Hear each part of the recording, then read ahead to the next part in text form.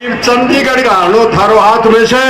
लेकिन एक बात और बताता हूं बीच में, पीछे से कई भाई हाथ तो खड़ा करे से, लेकिन जोर को लगाओ भाइयों, सुन लो कान खोल के, या जय इबके बोल दियो, नहीं तो अगला जन्म में मिंडक बनो, फिर टट्टर करता रही, कोई फायदा नहीं। इसलिए भाइयों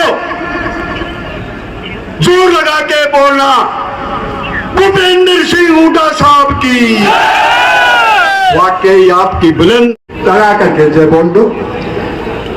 श्री राहुल गांधी की वाकई वंदे इनकलाब, रावदान सिंह आगे बढ़ो। बहुत बहुत धन्यवाद।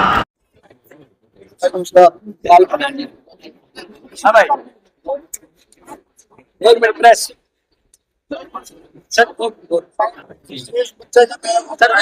कार्यकर्ता मीटिंग क्या मैसेज दिया कार्यकर्ता? देखिए, कार्यकर्ता मैसेज था, एक कार्यकर्ता सम्मेलन जो भाई लोगों के प्यार ने जिसको रैली में तब्दील कर दिया।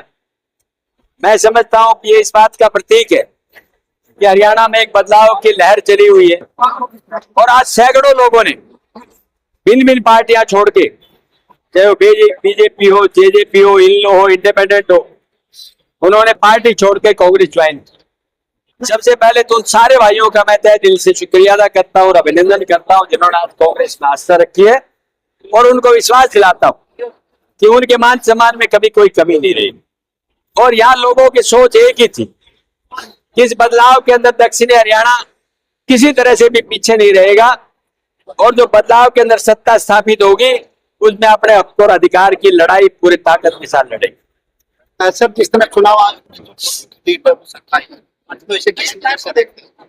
क्या देखिए, मैं समझता हूँ उनकी परिस्थितियां क्या रही हैं ये तो चुनाव आयोग बता सकता है, लेकिन मैं इतना कह सकता हूँ कि इस बदलाव से कोई फर्क नहीं पड़ेगा।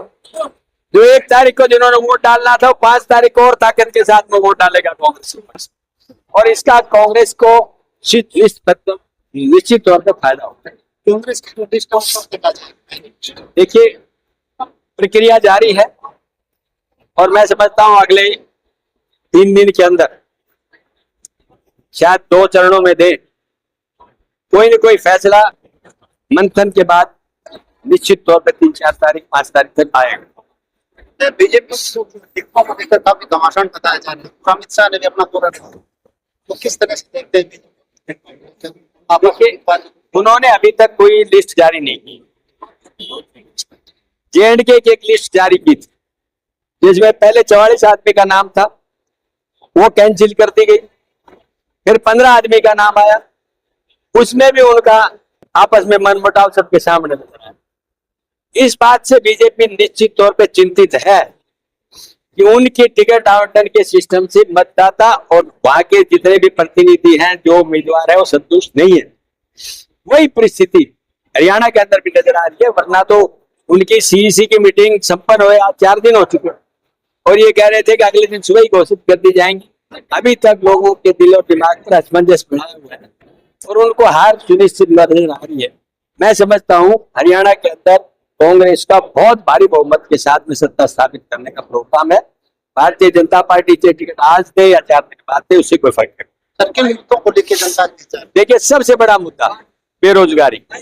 हमारा बेरोजगार, वैसे हिंदुस्तान दुनिया के अंदर सबसे ज्यादा युवा देश, जहां 65% युवा, और हरियाणा एक टाइम था नंबर 1 कांग्रेस राज में रोजगार में था, आज वो नंबर 1 बेरोजगारी में।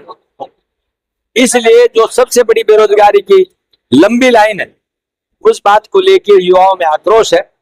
सबसे पहला काम हमारा ये रहेगा, सरकार आते ही जो खाली पद है उनकी भर्ती की जाएगी।